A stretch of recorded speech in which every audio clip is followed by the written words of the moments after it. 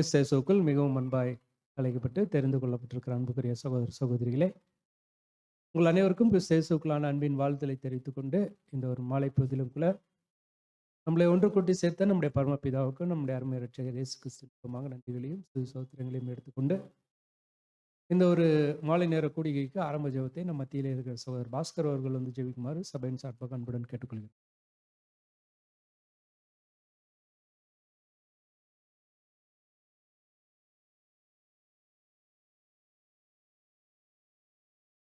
ஜெபிப்போம். மகா கிருபையும் அன்பும் நீடிய பொறுமையும் தயம் கொண்ட எங்கள் ஒன்றான தகப்பனே, அன்பின் பரலோக பிதாவே, தாம் ஒருவரே ஞானம் உள்ளவரும் அதரசன ராஜனும் மனுஷரில் ஒருவரும் கண்டிராதவரும் காணக்கூடதரும் இருக்கிற எங்கள் ஜோதிகளின் பிதாவே, எல்லாவித துதி கனம் மகிமையும் ஒருவருக்கே உடைய ஒரே பேரான குமாரன் இயேசு கிறிஸ்துவாக எடுக்கிறோம்ப்பா. உங்களுடைய பெரிதான கிருபையினாலே எங்களை மட்டுமாக ஜீவனோடு வைத்து எங்களை போஷித்து பாதுகாத்து பராமரித்து எங்களை பலப்படுத்தி பரிசுத்தப்படுத்தி வந்து வருகிற மேலான கிருபைக்காக நமக்கு நன்றி தேவனே. இந்த வேலையிலும் கூட உமக்கு முன்பு நிற்கத்தக்க எங்களை ஒரு விஷயமே கூட பரிசுத்தப்படுத்தும். உமக்கு விரோதமாக நாங்கள் அநீதியாக நடந்து கொண்ட எல்லா பாவத்திற்காகவும் நீர்த்தாமே எங்களை தயவாய் மன்னித்து, நாங்கள் மனப்பூர்வமாக செய்கின்ற பாவத்திற்கு இந்த உலகத்தில் இருக்கும்போது எங்களை மட்டாய் தண்டித்து, முதல்ல வந்து சேரும் பொழுது எங்களுடைய சொந்த பாவம் எங்களில் இராதபடி நீர்த்தாமே எங்களை காத்து எங்களை பரிசுத்தப்படுத்தி வளர்த்து நம்ம கூட விண்ணப்பிக்கிறோம். இந்த நாளிலும் கூட எங்களுக்கு வேண்டிய ஆவிக்குரிய ஆகாரத்தை என்று எங்களுக்கு தாரும். பரிசுத்தமான வார்த்தைகளை உட்கொண்டு பலனடைந்து உமக்கென்று நாங்கள் சாட்சியாக வாழ நீர்த்தாமே எங்கள் மேல் கீழ் வாய்ந்து வழிநடத்தும். பேச போகிற அடியினும் கூட பொறுப்பாத்தில் எடுக்கிறோம். அவர் மூலமாக எங்களோடு பேசி எங்களை பலப்படுத்தி பரிசுத்தப்படுத்தும். கேட்கக்கூடிய நாங்களும் கூட எங்களுடைய இருதய பலகைகளை எழுதி கொண்டு உமக்கென்று நாங்கள் சாட்சியாக வாழ்ந்து நேசகுமாரன் அடிச்சூடுகளை பின்பற்றி அவருடைய சாயலுக்கு ஒப்பாக மாறி முதல்ல வந்து சேர நீர்த்தாமே கேட்டதும் கேட்ட மறந்த யாமிட பொறுப்பாத்தில் எடுத்துக்கொண்டு இந்த ஒரு சிறு ஜபத்தை உடைய நேசகுமாரன் எங்களுடைய இரட்சகரும் மீட்பெரும் மெய்ப்பெரும் ஆகிய இயேசு கிறிஸ்துவின் நாமத்தின் மூலம் ஜெபிக்கிறோம். எங்கள் ஜபம் கேளும் ஜீவனுள்ள பரிசுத்த பிதாவே.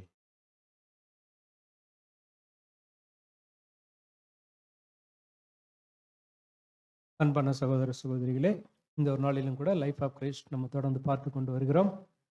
அதை கூட இந்த நாளிலே நம்முடைய மத்தியிலே இருக்கிற பிரகாஷ் அவர்கள் முன் வந்து நமக்காக அந்த லைஃப் ஆஃப் கிரைஸ்ட் பாடத்தை தொடர்ந்து நடத்தி தரும்படியாக சபையின் சார்பாக அன்புடன் கேட்டுக்கொள்கிறேன்.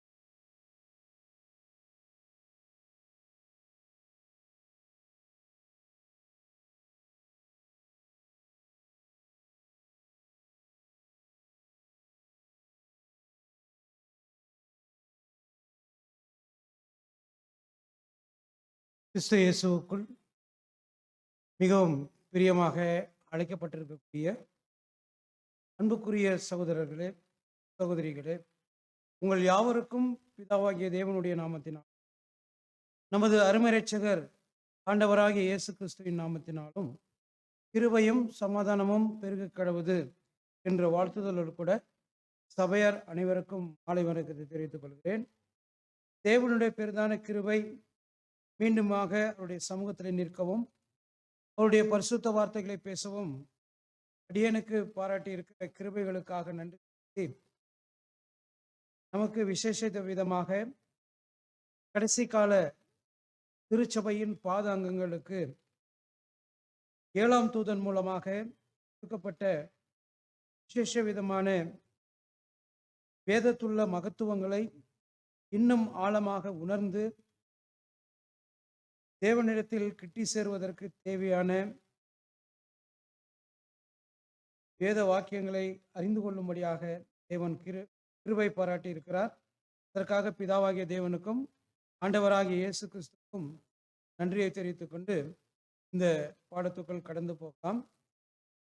நம்ம பாடத்துக்காக தெரிந்து கொள்ளப்பட்ட ரீப்ரிண்ட் நம்பர் 5120. Reprint number 5120. மாபெரும் கேள்வி. மார்க்கு 8ஆம் அதிகாரம் 27, 9 அதிகாரம் 1ஆம் வசனம். இதை அடிப்படையாக கொண்டு சில காரியங்களை ரசூல் அவர்கள் எழுதியிருக்கிறாங்க. இதுல ஒரு கேள்வியை எழுப்பியிருக்கிறாங்க. நீர் ஜீவனுள்ள தேவனுடைய குமாரனாகிய கிறிஸ்து அப்படின்ட்டு மத்தேயு 16ஆம் அதிகாரம் 16ஆம் வசனத்தின் அடிப்படையில் கேள்விகள் எழுப்பப்பட்டிருக்கு. அதை குறித்து நம்ம பார்க்கறதுக்கு முன்பாக, இதை புரிந்து கொள்வதற்கு முன்பாக முன்னோட்டமாக சில காரியங்களை நமது ஆண்டவராகிய இயேசு கிறிஸ்து அவருடைய முதலாம் வருகையில் வந்து செய்த காரியங்கள். அவர் முதலாம் வருகையில் வந்து தன்னுடைய ஊழியத்தை துவங்கின அந்த காலம், கர்த்தருடைய முதலாம் வருகையில் அவர் வந்து அவருடைய ஊழியத்தை துவங்கின காலம், அவருடைய தம்முடைய சீசர்களுக்கு தான் மெசியா என்று தம்மை குறித்து என்ன பண்ணலாம், தெரியப்படுத்தல, என்ன பண்ணலாம், சொல்லல. தான் மெசியான்னு தன்னுடைய வாயினால இயேசு கிறிஸ்து அவங்கள்ட்ட என்ன பண்ணல, விளம்பரம், தன்னை அறிமுகப்படுத்தி சொல்லல அப்படின்னு. அடுத்ததாக பார்க்கும்போது கர்த்தர் ஏன் இப்படிப்பட்ட ஒரு வழியை தெரிந்து கொண்டார்னா, அதுல ஒரு ஞானமான வழியை அவர் என்ன பண்ணியிருக்கிறார், இருக்கிறார். அந்த ஞானமான வழி என்னவாக இருக்கும்? ஒரு கர்த்தர் என்று தான் சொல்லாதது ஒரு ஞானமான ஒரு வழியாக இருக்குமா? இதுல சந்தேகமே, எந்தவித சந்தேகம் இல்லை. ஏன்னா ஆண்டவராகிய இயேசு கிறிஸ்து பேசக்கூடிய வார்த்தைகளை ஜனங்கள் கேட்டு அந்த மனுஷன் பேசுகிறது போல ஒரு காலம் ஒருவனும் பேசினது. நமது ஆண்டவராகிய இயேசு கிறிஸ்துனுடைய பேச்சு நடைமுறை கூட மற்றவர்கள் பேச்சை காட்டிலும் ஒரு வித்தியாசமான முறையில என்ன பண்ணியிருக்கிறார், பேசியிருக்கிறார் என்று ஜனங்கள் கூறும் வரையிலும் அவர் ஒரு மாபெரும் போதகராக ஜனங்களுக்கு போதித்து கொண்டிருந்தார் என்றும். அந்த போதனையை வச்சு, அவர் சொன்ன அந்த வார்த்தைகளை வச்சுதான் அவர் போதகர் அப்படின்ற ஜனங்கள் என்ன பண்ணிருவாங்க, காலப்போக்கில் கண்டுபிடிச்சிருக்கு. ஒரு தன்னை மெசியான்னு அவர் வெளிப்படுத்திக்கல, இல்லை போதகர்னு என்னை வெளிப்படுத்த பார்க்கும்போது மெசியா வரும்போது இவர் செய்கிற அற்புதத்தை பார்க்கலும் அதிகம் செய்வாரோ, இதை பார்க்கலாம் அதிகமான ஒரு அற்புதத்தை செய்வாரோ மெசியா வந்தா. ஏன்னா இவரே இவ்வளோ அற்புதம் செய்கிறாருன்னா மெசியா வந்தா இன்னும் அதிகமான அற்புதங்களை செய்வாரா அப்படின்ற ஒரு கேள்விகள் இருந்துச்சு.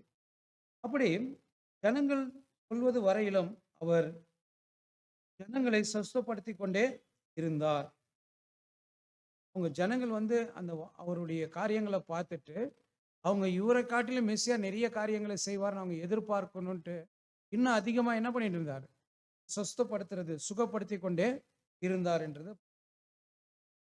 அதுக்கப்புறமா பார்க்கும்போது அவர்தான் மெசியா என அவரே கூறுவதற்கு பதிலாக ஜனங்களே அவரை குறித்து கூறுவது சிறப்பாக இருக்கும் மற்றும் அவரே அறிவதற்கு முன்னதாக அவருடைய பின்னடியார்களின் மனதில் இந்த எண்ணம் படிப்படியாக உணரப்படுவது சிறப்பாக இருக்கும். என்ன சொல்ல வராரு, இந்த ஞானமான ஒரு போக்கு என்னவாக இருக்குன்னா, ஜனங்களும் இவரை புரிஞ்சுக்கிட்டு ஒரு போதகர்ன்ற ஒரு நிலையை சொல்லணும்.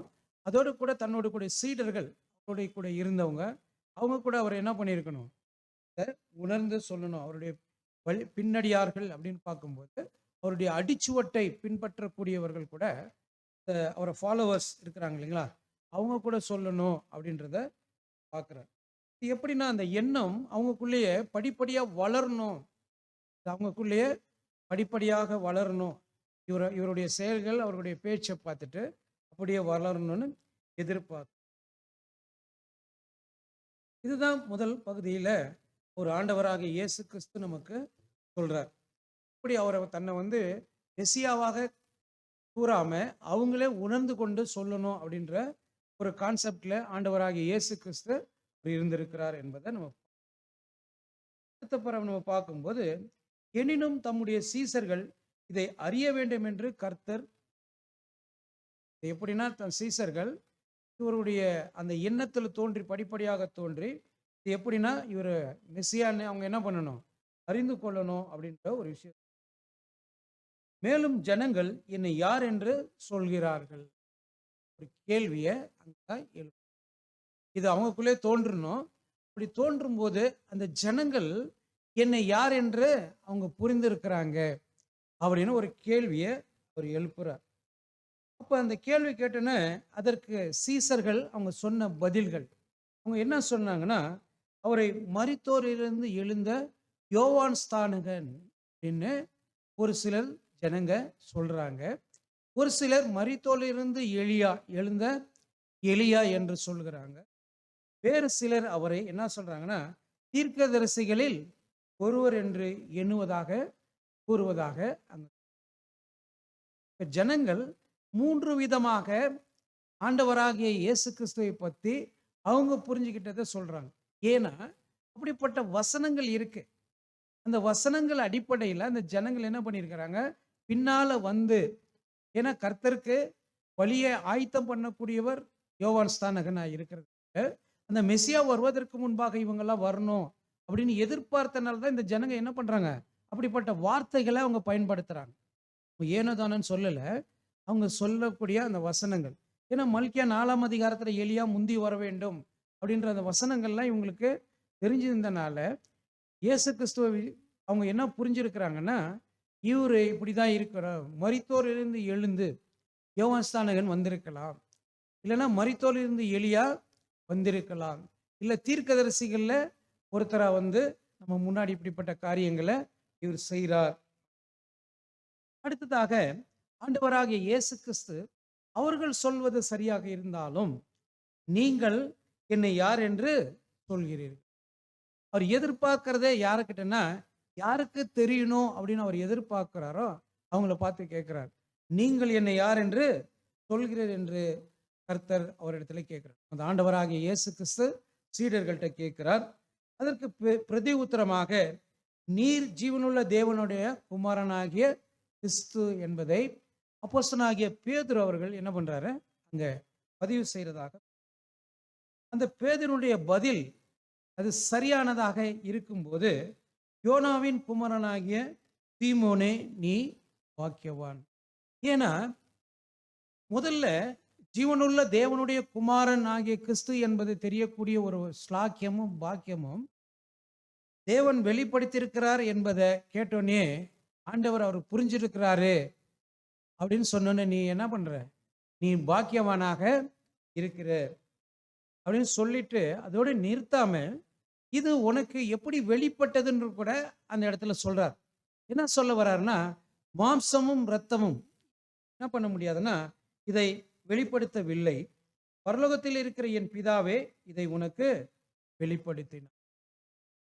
ஏன்னா இது மாம்சத்தின் இரத்தத்திலும் இருக்கக்கூடிய ஒரு மாம்சீக ஜீவிகளால இதை என்ன பண்ண முடியாது, புரிந்து கொள்ள முடியாது. அது தேவன் வெளிப்படுத்தினாதான் அதை தெரிய முடியும் என்பதை அப்ப தேவன் என்ன பண்றாருன்னா அவருக்கு வெளிப்படுத்தி இருக்கிறார் என்பதை ஆண்டவராகிய இயேசு கிறிஸ்து ஏற்றுக்கொள். உடனடியாக இயேசு தமக்கு பிரியமான 12 சீடர்களிடத்தில் தமக்கு முன் வைக்கப்பட்டுள்ள அனுபவங்களை குறித்து விவரிக்க தொடங்கினார். அப்ப இயேசு கிறிஸ்து அந்த 12 சீடர்கள்ட்ட தான் என்ன சொல்ல விரும்புகிறார்னா, மெசியா அப்படின்னு ஒருத்தர் வந்தா அவருடைய வாழ்க்கையில என்னென்ன விஷயங்களை அவர் செய்யணும் அப்படின்ற அவருடைய அனுபவங்களை அவங்களுக்கு மத்தியில் என்ன பண்றாருன்னா அதை பகிர்ந்து கொள்றார். இந்த சீடர்கள்ட்ட சொல்றார், நான் வந்து இப்படிப்பட்ட ஒரு காரியங்களை செய்யணும், இதுதான் நான் செய்யக்கூடிய ஒரு வேலையா இருக்கும் அப்படின்னு சொல்றத அது அவங்க சீடர்கள் மத்தியில் அதை விவரிக்கிறார். அதை விவரிக்கும் போது அது எப்படி சொல்றாருன்னா, அதாவது எவ்வாறு ராஜ்யம் யூதருக்கு அன்புடன் வழங்கப்பட்டது என்றும், எப்படி யூதர்களுடைய பிரதிநிதிகளாக மூப்பர்களும் பிரதான ஆசாரிகளும் தங்களை புறக்கணிப்பார்கள் என்றும், எப்படி தாம் கொலை செய்யப்படுவார் என்றும், 3 நாளுக்கு பின் மீண்டும் எப்படி தாம் உயிர் தள்ளுவார் என்றும் விவரிக்க தொடங்கினார். தன் வாழ்க்கையில நடக்கக்கூடிய அனுபவங்களை அவங்க மத்தியில சொல்றார். ஏன்னா என்னுடைய ராஜ்யம் இந்த பூமியில ஸ்தாபிக்கப்படுவதற்கு முன்பாக என்ன நடக்கும் அப்படின்னு சொல்லும்போது, யூதர்களுக்கு நான் என்ன பண்றேன், முதல்ல அந்த ராஜ்யத்தினுடைய செய்தியை அறிவிக்கப்பட்டது யூதர்கள் வழியாக தான் ரட்சிப்பு வரணுன்றது தேவனுடைய திட்டம். அந்த ரட்சிப்பை குறித்து யூதர்கள் மத்தியில் அவர் பேசுறாரு. அது சொல்லும்போது அது அன்புடன் அவர்களுக்கு என்ன பண்ண முடியாது, தேவன் அதை கொடுக்கிறார். அன்புடன்னா அவங்களுக்கு கொடுக்கறதே தேவன் வந்து அவர் ரிஜெக்ட் பண்ற டைம்ல ஒரு கிருபையாக சொல்லக்கூடிய விஷயம் தான் சுவிசேஷம். அவங்களுக்கு முதலாக கொடுக்கப்படக்கூடிய விஷயம். அப்படி சொல்லும்போது அந்த யூதர்கள் என்ன பண்ணுவாங்கன்னா, இந்த மூப்பர்களும் ஆசாரிகளும் எல்லாரும் அவரை ரிஜெக்ட் பண்ணணும். அடுத்தது அவர் என்ன பண்ணணும், கொலை செய்யக்கூடிய அளவுக்கு அவங்க உச்சத்துக்கு போவாங்க. ஏன்னா தேவன் செய்யறத அவங்க என்ன பண்ணுவாங்க, ரிஜெக்ட் பண்ணுறாங்க அப்படின்ற அந்த அனுபவத்தை அவங்க மத்தியில் சொல்றாரு. ஆனாலும் நான் மரித்து 3ஆம் நாள்ல என்ன பண்ணுவேன், உயிர்த்தெழுவேன் என்பதை அவங்க மத்தியில் விவரிக்கிறார். அவருடைய வாழ்க்கையில என்னென்ன அனுபவங்கள் நடக்கும் என்பதை அந்த சீடர்கள் மத்தியில் விவரிக்கும் போது அவங்களுக்கு உடனே என்ன ஆயிடுச்சுன்னா பெரிய ஒரு அதிர்ச்சி ஆயிடுச்சு. ஏன்னா அவங்க எதிர்பார்க்கறது ஒண்ணு, இவரு அவங்கள்ட்ட அவருடைய அனுபவங்கள் அதை பத்தி விவரிக்கிறார். இயேசு தம்முடைய மரணத்தை குறித்து மிகவும் அழுத்தம் கொடுத்து தெரிவித்தார். அவரு முக்கியமா அவர் சொல்ல வேண்டியது தன் மரணத்தை குறித்து அது என்ன பண்ணியிருக்காரு, ரொம்ப அழுத்தமாக சொல்லியிருக்கிறார். அவங்க புரிஞ்சுக்கணும் அப்படின்றதுக்கு அதுக்கு முக்கியத்துவம் கொடுத்திருக்கிறார். ஏன்னா அந்த வார்த்தைக்கு அந்த வெயிட் சொல்றாங்களே, என்னுடைய வார்த்தைக்கு ஒரு கனம் இருக்கு, அந்த மாதிரி ஒரு வார்த்தையை அவருடைய மரணத்தை குறித்து அந்த அழுத்தம் கொடுத்திருக்கிறார்.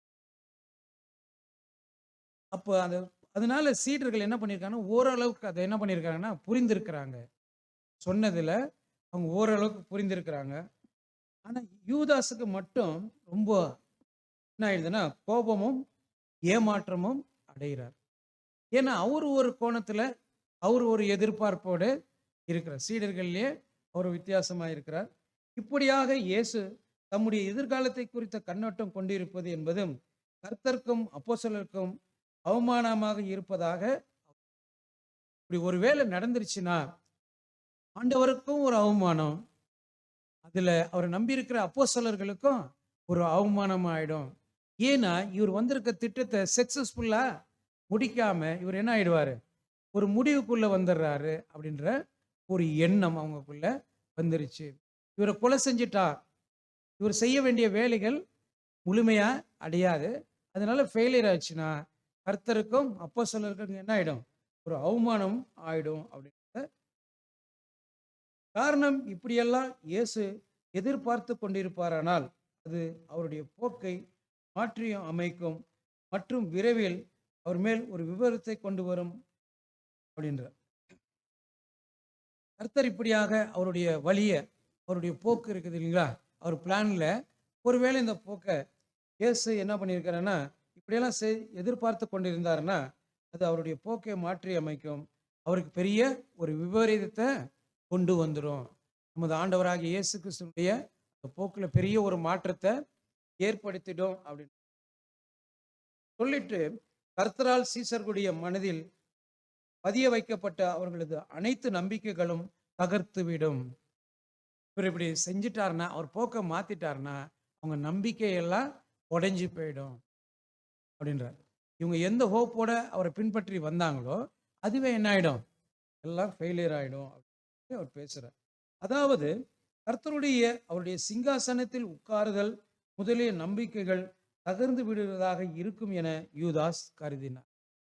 ஏன்னா அவர் சொல்றாரு, அங்க எல்லாத்தையும் விட்டு வந்தோமே, எங்களுக்கு என்ன கிடைக்கும் அப்படின்னு எதிர்பார்ப்போடு வரும்போது என்னோடு கூட நீங்க என்ன பண்ணீங்க, 12 சிங்காசனத்துல உட்காந்து எல்லாம் ஆளுகை செய்வீங்க அப்படின்னு சொல்லும்போது சடனா இவரு மரித்து போறேன்னு சொன்னோன்னே அவங்களால என்ன பண்ணிக்க முடியல, ஏற்றுக்கொள்ள முடியல. இதனால இவர் போக்க மாற்றிட்டார்னா எல்லாமே ஃபெயிலியர் ஆயிடும். இதனால எங்களுடைய நம்பிக்கையெல்லாம் தகர்ந்து போயிடுறதுக்கு வாய்ப்புகள் இருக்கு அப்படின்றத சொல்ற. சந்தேகத்துக்கு இடமின்றி அப்போஸ்தலர்கள் அனைவரும் ஏமாற்றம் அடைந்தவர்களாக இருந்தார்கள். எல்லாருக்கும் என்ன ஆயிடுச்சுன்னா இவர் இப்படி பேசினதுனால அவங்களுக்கு ஒரு ஒரு ஏமாற்றத்தை உண்டு பண்ணி அப்படின்றது. ஏன்னா எல்லாருக்கும் ஒரு நம்பிக்கையோடு அவர் கூட இப்பயே நம்ம ஆளுகைக்குள்ள வந்துடலாம் அப்படின்றதே நம்பிக்கையில் இருந்தாங்க. ஆனா அவங்களுக்கு ஏமாற்றத்தை ஏற்படுத்துது. ஆனால் பரிசுத்தவானியாகிய பேதுரு மாத்திரம் பேசுவதற்கு துணிவு கொண்டு பின்வாருமாறு பேசினார். ஏன்னா பேதுரு அப்படின்னாவே அவருக்கு கொஞ்சம் நிறைய சகோதரர்கள் சொல்றது முந்திரி கொட்டை. அவர் என்ன பண்ணுவாரு, எதுக்கு எடுத்தாலும் ரொம்ப அவசரப்பட்டு எமோஷனல் ஆயிட்டு அந்த ஜீல் இல்லைன்னா உற்சாகம், அதனால ஆர்வம் கோளாறுன்னு கூட சொல்லலாம், அவர் உடனே ஆண்டவர்கிட்ட என்ன பண்ணிடுவார், எதனா ஒரு பதிலை சொல்லிடுவார்.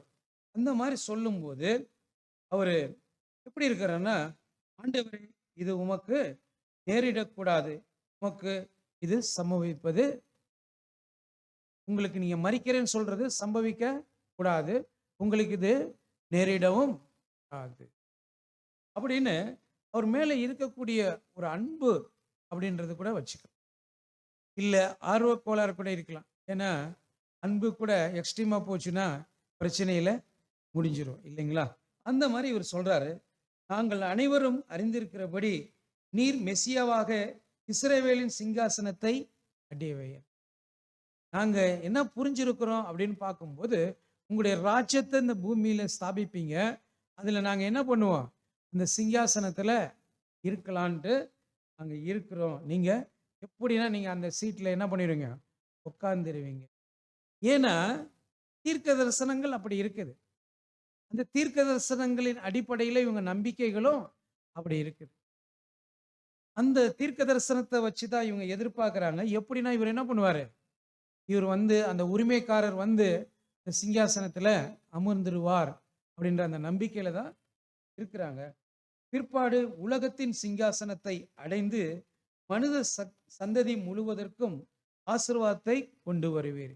நீங்க இங்க உட்கார்ந்துருவீங்க.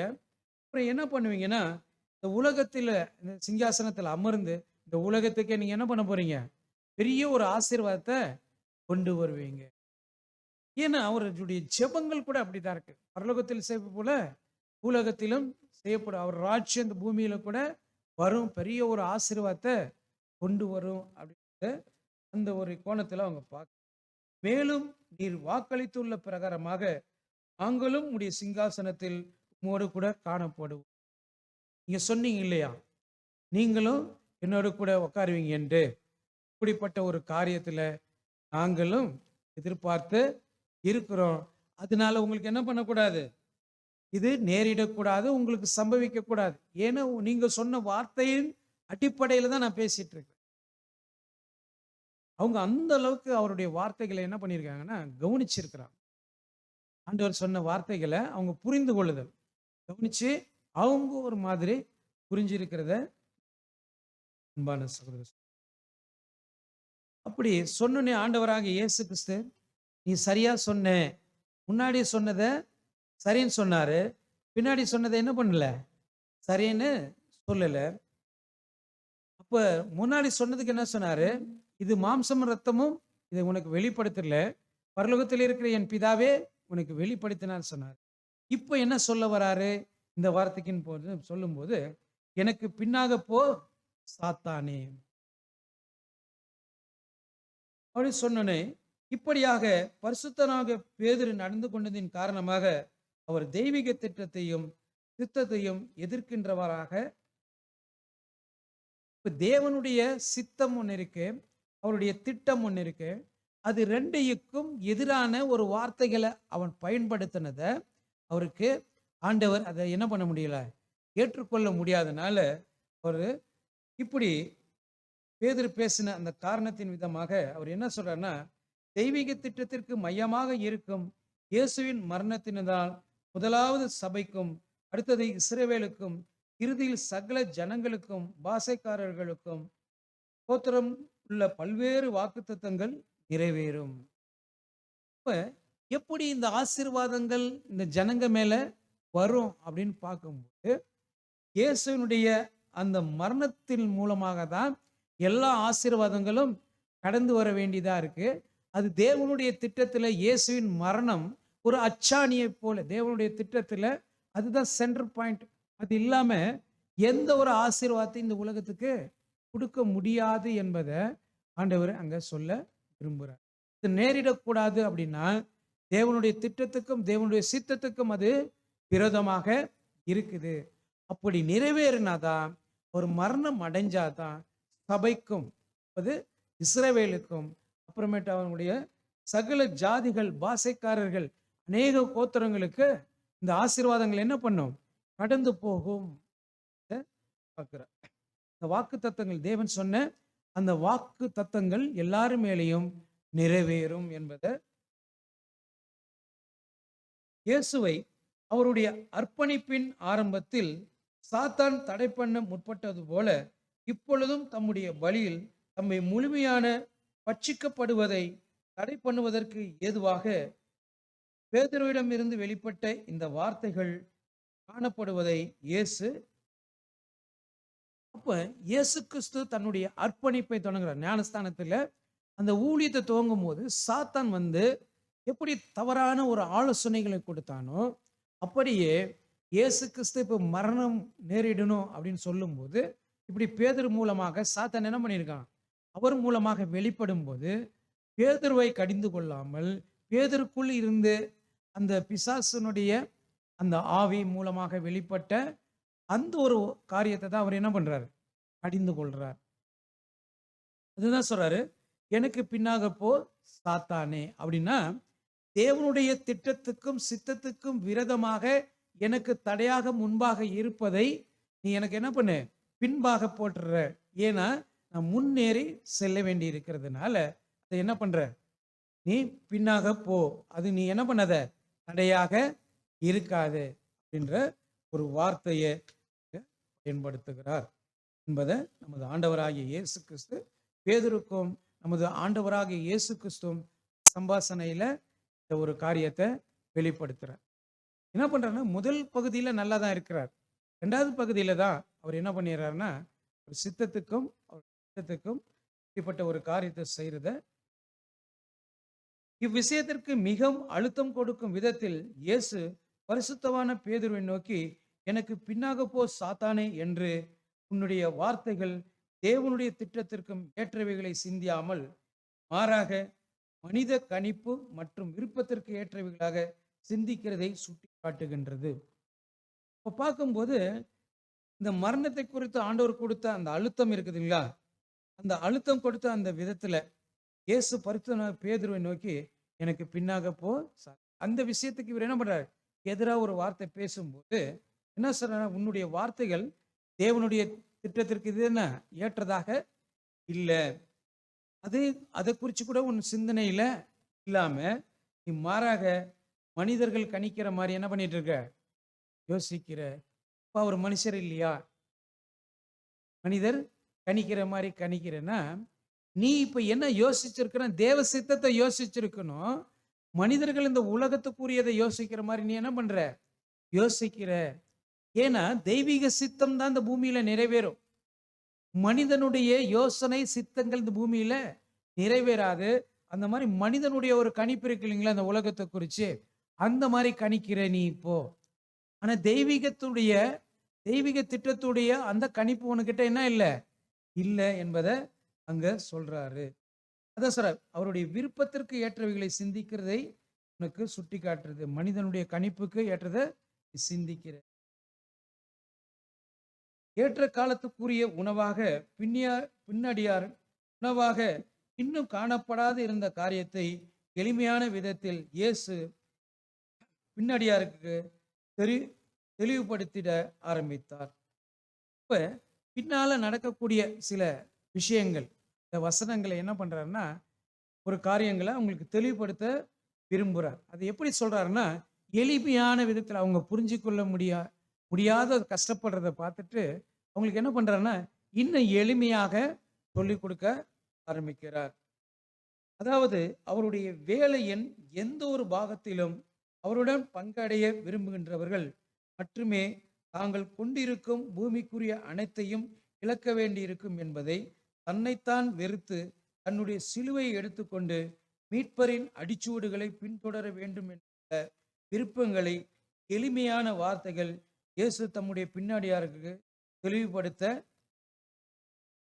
அதாவது கிறிஸ்துவனுடைய அந்த பின்னடியார்கள் அவருடைய அடிச்சுவட்டை பின்பற்றக்கூடியவர்கள் தன்னைத்தான் வெறுக்கணும். இந்த பூமிக்குரிய எந்த காரியத்தையுமே அவங்க என்ன பண்ணக்கூடாது, விரும்பக்கூடாது அப்படின்னு சொல்றார். என்ன சொல்றாருன்னா, எந்த ஒரு பாகத்திலும் அவரோடு கிறிஸ்துவ கூட அவருடைய அவயங்களாக மாறக்கூடியவங்க, அவருடைய ராஜ்யத்துல பங்கெடுக்கக்கூடியவங்க, எந்த ஒரு விஷயத்தையும் பூமிக்குரிய பங்கடைகிறதுக்கு என்ன பண்ணக்கூடாது, விரும்ப கூடாது அப்படின்னு சொல்றார். ஏன்னா அவங்க பூமிக்குரிய எந்த விருப்பமோ ஆசையோ அவங்களுக்குள்ள இருக்காது. அதுக்கு ஆண்டவர் கூட நிறைய வசனம் சொல்ற, உலகத்தில் உள்ளவைகளும் நீங்க என்ன பண்ணுங்க, அன்பு கூறாதீர்கள் என்று அவர் சொல்லியிருக்கிறத நம்ம பார்க்குறோம். அப்போ நம்முடைய மனம் விருப்பம் எப்பயுமே எங்கே இருக்கணும்னு சொல்கிறார், உங்கள் பொக்கிஷங்களை பரலோகத்தில் வைங்க அப்படின்னு கூட நமக்கு சொல்லியிருக்கிறார். அதனால ஒருத்தர் என்னை பின்பற்ற விரும்பினால், அவருடைய பின்னடியார்களாக மாறணும்னா தன்னைத்தானே என்ன பண்ணணும், முதல்ல வெறுக்கணும். அதுதான் சொல்றார். அதை வெறுத்து தன் சிலுவை எடுத்துக்கொண்டு அந்த நம்முடைய மீட்பருடைய அந்த அடிச்சுவட்டை தொடர வேண்டும் என்ற விஷயங்களை எளிமையாக சீடர்களுக்கு என்ன பண்றாரு புரிய. நீங்க என்னோடு கூட பங்கடையணும், என்னோடு கூட ராஜ்யத்தில் இருக்கணும்னா முதல்ல நீங்க என்னத்தை யோசிக்கணும், தேவனுடைய யோசனையை சரியான விதத்தில் புரிஞ்சிருக்கணும்னா நீங்க இந்த எங்கேயுமே இங்க பங்கடைய கூடாது. அப்படின்னு பார்க்கும்போது நம்மளுக்கு இன்னும் நிறைய சகோதரர்கள் என்ன பண்றாங்க, பூமிக்குரிய சகோதரர் 4th வால்யூமில் கூட எழுதியிருக்கிறார். என்ன சொல்றாருன்னா, பூமிக்குரிய எந்த அமைப்புல கூட ஒரு புது சிருஷ்டி என்ன பண்ணக்கூடாது, பங்கெடுக்கக்கூடாது. உரிமைகளுக்காக போராடக்கூடிய எந்த ஒரு அமைப்புல கூட நம்ம என்ன பண்ணக்கூடாது, போராடக்கூடாது. கட்சியிலையோ ஏதோ பதவிகளிலையோ நம்ம என்ன பண்ணக்கூடாது, எடுக்க கூடாதுன்னு சொல்லியிருக்கிறார். இப்போ நம்மளுக்கும் அது என்ன பண்ணுது, பின்னடியார்களாக நமக்கும் புரியுது. உலகத்தில் இருக்கக்கூடிய எந்த பதவியோ புகழோ எதுக்குமே நம்ம என்ன பண்ணக்கூடாது, ஆசைப்படக்கூடாது என்பதை முன்னாடி அவர் என்ன பண்ணியிருக்கிறார் இருக்கிறார் என்பதை. ஏன்னா நம்ம தன்னைத்தானே வெறுத்து இந்த பூமியில வந்திருக்கிறோம் என்பதை அவருடைய அடிச்சுவட்ட பின் வந்திருக்கிறோம். அடுத்ததாக சொல்லும்போது, யார் ஒருவர் தனது உரிமைகளை தக்க வைப்பதிலும் தற்கால ஜீவியத்தை பற்றி பிடிப்பதிலும் அக்கறை கொண்டிருந்து அனைத்தையும் தியாகம் செய்திட விருப்பம் காணப்படுகிறாரோ அவர் சிலுவை சுமந்து கொண்டு பூமிக்குரிய நன்மைகளை முழுமையாக தியாகம் பண்ணுவர்களாய் இருப்பவர்களுக்கு கொடுக்கப்படும் மாபெரும் பரிசாகிய திவ்ய சுபாவத்தை இழந்து விடுவார்கள். இப்போ சொல்லும்போது இந்த தனக்குரிய உரிமைகளை என்னன்னா தக்க வச்சுக்கணும். நம்மளுக்கு எந்த மாதிரி உரிமை இருக்குது அப்படின்னு தெரிஞ்சுக்கணும். இந்த உரிமைகளை நம்ம என்ன பண்ணோம், விட்டுற கூடாது. ஒருவேளை கர்த்தருக்காக சில விஷயங்கள் நம்ம இந்த பூமிக்குரியது என்ன இருக்கலாம், நமக்கு லாபமாக தென்படலாம். அவரு அந்த மாதிரி லாபத்துக்காக அந்த பற்றி பிடிக்கிற அந்த அக்கறையை விட்டுறதுக்கு வாய்ப்பு இருக்கு. அதெல்லாம் தியாகம் செய்ய விருப்பம் அற்றவராக காணப்படுகிறவங்க, அதெல்லாம் தியாகம் செய்ய விருப்பம் இல்லை, தன்னைத்தானே வெறுக்க முடியல, அதெல்லாம் தியாகம் செய்ய முடியலன்னா என்னத்தை இழந்துடுவாங்கன்னா அந்த திவ்ய சுவாபத்தை இழந்துடுவாங்க. தேவன் நம்மளுக்காக, ஏன்னா உலகத்துக்கு உண்டான கேட்டுக்கு தப்பி அருமையா சொல்றார் 2 பேதுரு 1:4 உலகத்துக்கு உண்டான கேட்டுக்கு தப்பி திவ்ய சுவாபத்துக்கு பங்கு உள்ளவர்களாக மகா மேன்மையும் அருமையுமான வைக்கப்பட்டிருக்கு, அதனாலேயே சொல்லப்பட்டிருக்கு. இந்த மாதிரி யார் ஒருத்தர் அதை இழக்க முடியலையோ, உலகத்துடைய காரியத்தை விட முடியலையோ, அவங்க திவ்ய சுபாவத்தை இழந்துடுவாங்க. ஆனால் யார் ஒருவர் இயேசு நிமித்தமாக தனது ஜீவனை உண்மையாக இழப்பவரோ அவர் ரட்சித்துக் கொள்வார். அதாவது ஆவிக்குரிய தளத்தில் ஜீவனை பலனாக. இப்ப இயேசு கிறிஸ்துவின் மித்தமாக என் மித்தமாக ஜீவனை இழந்து போகிறவன் திரும்பவும் பெற்றுக்கொள்வான் என்று யோவான் எழுதின சுவிசேஷத்தில் ஆண்டவர் நமக்கு சொல்லியிருக்கிறார். அப்படி யார் இழக்கிறாங்களோ அவங்க என்ன பண்ணுங்கன்னா, அவங்க ஆவிக்குரிய தளத்துக்கு உயிர்ப்பிக்கப்பட்டு அந்த ஒரு நிலையை அவங்க அடைய முடியும். அப்படி யார் ஒருத்தர் இந்த பூமிக்குரிய இருக்கக்கூடிய தனது உரிமைகளை தக்க வைக்கணும் அப்படின்னு நினைக்கிறாங்களோ அவங்க அந்த ஆவிக்குரிய அந்த பிளைனை அவங்க என்ன பண்ண முடியாது, அடைய முடியாது. அதை தெரியப்படுத்துறத. அடுத்ததாக பார்க்கும்போது, இன்று செயல்பட்டு கொண்டிருக்கும் இதே கொள்கைதான் என்றென்றைக்கும் செயல்படும் அப்படின்னு பார்க்கும்போது, யார் ஒருத்தர் தன்னைத்தானே வெறுத்து அந்த ஒரு இருக்கிறாங்களோ அந்த ஒரு கொள்கையை ஜீவனை அடையணும்னா அவங்களுடைய சில காரியங்கள் இருக்கும். இந்த பூமியில சில உரிமைகள் இருக்கும், இப்பயும் சரி பின்னாலேயும் சரி. அந்த உரிமைகளை தாங்க தக்க வைக்கணும் அப்படின்னு யாருன்னா நினைச்சாங்கன்னா அது கண்டிப்பா இப்பயும் அவங்க ஜீவனை பெற முடியாது, பின்னாலேயும் ஜீவனை பெற முடியாது அப்படின்றதுதான். ஏன்னா தேவ சித்தம் தான் இந்த பூமியில என்ன ஆகும், இப்பயும் நிறைவேறும், பின்னால வரக்கூடிய பூமிக்குரிய ராஜ்யத்தில் கூட ஒரு சித்தம் தான் நிறைவேறும். ஆனா பூமிக்குரிய அந்த எதிர்பார்ப்புகள் எதுவுமே, மனிதனுடைய யோசனைகள், அமைப்புகள், உரிமைகள் எதுவுமே பூமியில எல்லாமே தேவன் நிர்மூலமாக்குறார் அப்படின்றத நம்ம பார்க்கணும். அதாவது யாரோ ஒரு சுயநலமாக காணப்பட்டு தனது சொந்த ஜீவனையும் தனக்கான சுய நன்மைகளையும் அன்பு கூறுகிறாரோ அவன் நித்திய ஜீவன் பெறுவதற்கு பாத்திரமாக கருதப்படுவதில்லை. யார் ஒருத்தர் இந்த பூமியில இருக்கக்கூடிய நன்மைகள் மேல அதிகமாக வச்சிருக்கிறாங்க. இங்கே நிறைய பதவிகள் இருக்கு, படிப்பு ஞானம் இருக்கு, செல்வம் இருக்கு இல்லைங்களா, பெரிய பெரிய போஸ்டிங் இருக்கு இல்லைங்களா. ஆனா இதை தக்க வைக்க முடியுமான்னு கேட்டா தேவனுடைய ராஜ்யத்துல எதுவுமே தக்க வைக்க முடியாது. ஆனா மனிதன் என்னதான் பண்ணிட்டு இருப்பான், தக்க வைக்கிறதுக்கு பிரயாசம் எடுத்துட்டு தான் இருக்குவா. ஆனால் தேவன் அதை விடுவாரா அப்படின்னு பார்த்தா கண்டிப்பா விடமாட்டார் அப்படின்றது. ஆனால் யாரோ ஒரு கர்த்தருடைய காரணங்களுக்காக தனது நன்மைகளை தியாகம் பண்ணுவாரோ அவர் நித்திய ஜீவன் பெறுவதற்கு ஏதுவான குணலட்சணத்தில் பாத்திரவானாக. கர்த்தருடைய காரணங்களுக்காக இந்த பூமியில எல்லாத்தையும் என்ன பண்ணணும், இழக்கணும். இப்பயும் சரி பின்பும் சரி அவங்க இழக்காம அதை பெற்றுக்கொள்ளவே முடியாது என்பதை அவர் சொல்றார். பிரதருடைய ரைட்டிங்ல இது இன்னும் ஆழமா எழுதியிருக்கிறாரு. ஆனா இங்க அதை தான் அங்க பிரதர் இங்க எழுதியிருக்கிறாரு. அது என்ன சொல்றாருன்னா இழக்கணும். அதுக்கு தான் தேவன் இருக்கக்கூடிய ராஜ்யத்துல நொறுக்கிறது அந்த நோக்கத்துல தான் நொறுக்கிறாரு. அடுத்தது அவருடைய இந்த ராஜ்யத்தை ஏற்படுத்துறதுக்கு முன்னாடி அதுதான் சீர் பண்றாரு, இதான் செய்யறாரு. அவங்களுடைய எல்லா எண்ணங்களையும் உடைச்சிட்டு தான் புதுசை உருவாக்குவார்ன்றத. அதனால கர்த்தருடைய காரணக்காக நன்மைகளை இப்பயே அவங்களே என்ன பண்ணணும், வாழின்றா தியாகம் பண்ணிட்டா கொஞ்சம் உங்களுக்கு கிருபையாக தேவன் எல்லாவற்றையும் செய்ய இருக்குவார் என்பதை நம்ம பார்க்கணும்.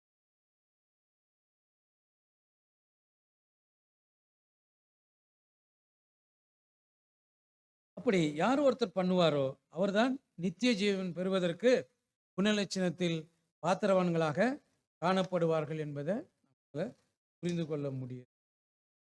அடுத்ததாக பார்க்கும் பொழுது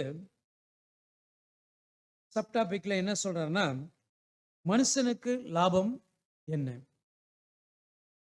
இயேசுவினால் நிறைவேற்றப்பட்ட பின் மூலமாக ஒவ்வொரு மனுஷனுக்கும் தேவன் ஒரு எதிர்கால வாழ்க்கையை இயேசுவினால் நிறைவேற்றப்பட்ட மீட்பின் மூலமாக அப்படின்னு பார்க்கும்போது இயேசுவினுடைய மரணத்தை தேவன் அங்கீகரித்தது மூலமாக அவர் நிறைவேற்றி இந்த முடிப்பு, அந்த மரணத்தின் மீட்பின் மூலமாக ஒவ்வொரு மனுஷனுக்கும் தேவன் எதிர்கால வாழ்க்கையை, உங்களுக்கு எதிர்கால வாழ்க்கை மேல ஒரு நம்பிக்கையை அவர் உருவாக்கி வச்சிருக்கார். திரும்பவும் ஒரு வாழ்க்கை மனிதனுக்கு இருக்கு அப்படின்றத அவர் மரணத்தின் மூலமாக தான் செஞ்சிருக்கிறார்.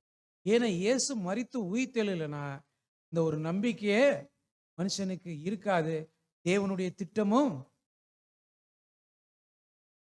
ஆனால் தேவனால் நியமிக்கப்பட்டுள்ள வழியின் வாயிலாக இந்த மாபெரும் ஆசீர்வாதத்தை ஏற்றுக்கொள்வதாக இருதயத்திலும் குணலட்சணத்திலும் ஜீவியத்திலும் உணர்ந்த தன்மை உள்ளவர்கள் மாத்திரமே எதிர்கால ஜீவத்தை செய்வார்கள். அதனால் இது தேவனால் நியமிக்கப்பட்ட ஒரு வழி. அந்த வழியின் அவர் ஒரு வழியை ஏற்படுத்தி வச்சிருக்கிறார் இல்லைங்களா. எல்லாருக்கும் வழி இருக்குதானா, கண்டிப்பா இருக்கு. சபைக்கு மாத்திரம் இருக்குதுன்னா அது இடுக்கமான வழி இருக்கு இல்லைங்களா. இன்னொன்று விசாலமான வழியும் இருக்கு, பெரும்பாதையான வழி இருக்கு. எல்லாருக்கும் வழியை பண்ணியிருக்கிறார். ஆனாலும் இந்த மாபெரும் ஆசீர்வாதத்தை ஏற்றுக்கொள்ளணும், அதை அங்கீகரிக்கணும் அப்படின்றது அது இருதயத்துல உணர்ந்தணும். அப்படின்னா சிந்தையில இருக்கணும். இப்போ சிந்தையில இணைந்தாதான் அது குணலட்சணமாக மாறும் இல்லைங்களா. இப்போ சிந்தையில இல்லாம குணலட்சணமா மாறுமானா, குணலட்சணம் மாறாது. வாழ்க்கையிலும் இருக்கிறதுக்கு வாய்ப்பு இல்லை. இந்த உயர்ந்த தன்மைகள் மாத்திரமே எதிர்கால ஜீவத்தை அடைய முடியும். யார் ஒருத்தர் அந்த சிந்தையிலையும் குணலட்சணத்தை மாற்றிக்கொள்ளுகிறாங்களோ அவங்க தான் அவங்க ஜீவியத்துல இந்த ஒரு உண்மைத்தன்மையை பார்க்க முடியும். பார்த்தீங்கன்னா, நம்ம கூட ஒரு காலகட்டத்தில் எப்படி தான் இருந்தோம், சுயநலம் உள்ளவர்களாக தான் இருந்தோம். கர்த்தருடைய சித்தத்தை நம்ம எப்ப அறிஞ்சோமோ, அப்பதான் நம்ம என்ன பண்ணணும், அந்த சித்தத்தை விடும் பொழுது தான் நம்மளுக்கு என்ன ஆச்சு, சில குணலட்சணங்கள் நமக்கு சில சகோதரர்கள் பார்த்தோ, இல்ல ஒருத்தர் வெளியோ பார்த்து சொல்றாங்க, உங்கள்ட்ட இந்த நல்ல குணங்கள நாங்க பார்க்குறோம் அப்படின்னு சொல்றதுக்கே என்ன காரணம்னா, நம்ம சுயத்தை விடாம இது வளர்றதுக்கு நம்மள்ட்ட முடியவே முடியாது. இப்ப அந்த உயர்ந்த தன்மைகள் நம்ம இடத்துல காணப்படும்போது தான் ஜீவனை அடைவதற்கு நம்ம என்ன இருக்கணும், பாத்திரவான்களாக மாற முடியும். ஒருவேளை சுயநலம்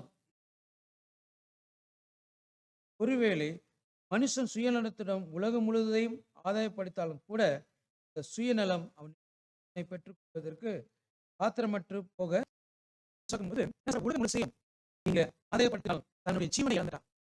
அது அவனுக்கு அந்த ஜீவனை எடுக்க ஒரு பாத்திரமான நிலையை கிடைக்குமானா கிடைக்காது. ஆண்டவருடைய அவர் ஒரு ஒரு உதாரணமாக ஜனமத்தியில் அவர் ஊழியர் செய்யும்போது பேசியிருக்கிறார். ஒரு மனுஷன் என்ன பண்றாரு, ராஜ்யத்தை கட்டிட்டு தன் ஆத்மாவை புசித்து கொடுத்து இன்பமா வாழு அப்படின்னு சொல்லும்போது சொல்றாரு, நீ செஞ்சிருக்க நல்ல வேலைகள் தான், தப்பு இல்லை, ஜீவனுக்கு வேண்டியது சேர்த்து வச்சிருக்காரு. அது எதுக்கு தான் உதவுனா, மாம்சீக ஜீவனுக்கு உதவும். ஆனா ஒரு வேலை ஒரு ஜீவன் பயிற்சினா யார் வேதாக மாறும் அப்படின்ற உணர்வு கொடுக்கும். ஜீவனை பெற்று தப்பிக்க முடியாது, ஒரு நாள் என்ன ஆயிடும், போயிடும். அதுக்கு தான் சொல்றாரு, இடம் விட்டு அதை பெற்றுக்கொள்வதற்கு போயிடும் என்ற உங்களுக்கு அதெல்லாம் உணர்த்தி இருக்கிறார். செய்திடும் எடுத்துக்கொள்வார் நித்திய மகிமை நித்திய ஜீவனை எடுக்கும் பட்சத்தில் மனுஷன் இழப்பிற்கு ஈடாக ஆதாயமாக சொப்ப காலம் அந்த ஜீவத்தின் ஆசையை பிரபலத்தை கருவானும். நிச்சயமாக அப்ப நம்ம என்னத்தை பூமியில் சம்பாதிச்சு வச்சாலும் ஒரு நாள் என்னதான் பண்ணுவோம், அதை விட்டு தான் போகணும், இழந்துதான் போய் செய்யணும், மரணத்துக்குள்ள போகணும் அப்படின்றத ஒவ்வொரு மனுஷனும் என்ன பண்ணிக்கணும், உணர்ந்துக்கணும் அப்படின்னு என்ன சொல்ற. ஆசையா இருந்தாலும் சரி, நமக்கு புகழா கீர்த்தியா இருந்தாலும் சரி, அது ஆதாயம் இருந்தாலும் சொற்ப காலம் மாத்திரம் தான் இருக்கும்.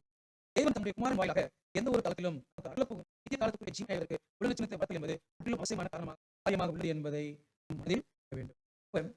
நமக்கு ஒவ்வொரு லைன் வச்சிருக்காரு, ஒவ்வொரு ஜீவியத்துக்கும் ஒரு மார்க் வச்சிருக்காரு. அடையணும்னா அந்த குணலட்சணத்தின் அடிப்படையில் தான் இந்த மார்க்கை நம்ம என்ன பண்ண முடியும், செய்ய முடியும். இப்போ நித்திய காலத்துக்கு வாழ்னா குணலட்சணம் இல்லைன்னா வாழ முடியாது என்பதை சொல்றாரு. ஏன்னா அதை வளர்க்கணும், அதை வளர்த்தாதான் அது நம்ம கண்டிப்பா அதை அடைய முடியும். அது மிக அவசியமாக இருப்பது என்பதை அவங்க மனதில் என்ன பண்ணிக்கணும், உணர்ந்திருக்கணும். உணராது என்ன பண்ண முடியாது, அடைய முடியாது. இது ரொம்ப அவசியமாக உள்ளது. யார் ஒருவர் கர்த்தருடைய பின்னடியாக ஆவிக்குரிய தளத்தில் நித்திய காலத்திற்கு ஜீவன் மற்றும் மகிமையின் பரிசை அடைய வேண்டும் என்று எதிர்பார்க்கின்றோ அவன் அனைத்தையும் முழுமையோடு செய்ய வேண்டும். நயவஞ்சமாக ரகசியமாக அல்ல, அவன் முழுமையாகவும் தைரியமானமும் சரியான விதத்திலும் இயேசுவையும் வார்த்தைகளையும் சொல்ல பார்க்கும்போது இயேசுடைய அந்த அடிச்சொட்டை பின்பற்றக்கூடிய இந்த பின்னடியார்கள் அவருடைய ஆவிக்குரிய தளத்தில் அந்த நித்திய ஜீவனுக்குரிய தளத்தில் இருக்கும்போது இந்த மகிமையும் பரிசையும் அடையணும்னா என்ன பண்ணணும்னா, அவன் யாரும் அந்த அடையணும் எதிர்பார்க்கிறாரோ முழு இதயத்தோடு என்ன பண்ணணும், எல்லாத்தையும் செய்ய வேண்டிய அவசியம் இருக்கு. என்ன பண்ணக்கூடாது, ரகசியமாக நயவஞ்சகமாக பண்ணக்கூடாது, செய்யக்கூடாது. ஒரு முழுமையாக தைரியமாக சரியான விதத்தில் ஒரு வார்த்தையா பண்ணணும் கொள்ளணும். ஏன்னா நிறைய பேர் என்ன பண்றாங்கன்னா, அந்த வார்த்தையை அந்த ஸ்தலத்தில் இருக்கிற மாதிரி புரிஞ்சுக்கிட்டு இந்த ஊழியத்தில் என்ன பண்றாங்க, மாயமாலக்காரர்களாக நயவஞ்சகர்களாக ரகசியமான சில திட்டங்களை எப்படி அடையணும்னு நினைக்கிறேன். அப்படி அடைய முடியாது. என்ற தம்முடைய வார்த்தைகளும் சமநிலையில் வைத்து பேசுகிறார். என்னை குறித்தும் என் வார்த்தைகளுக்கு எவன் வெட்கப்படுவானோ, என்னை குறித்தும் என் வார்த்தைகள் என்ன பண்ணக்கூடாது, வெட்கப்படக்கூடாது. அப்படின்னா தைரியமாக நான் ஒரு வார்த்தைகளை ஏற்படணும். அதை ஏற்றுக்கொள்வதற்கு ஒரு சூழ்நிலைக்கு வந்து மாட்டாங்களே மாத்திக்க கூடாது என்று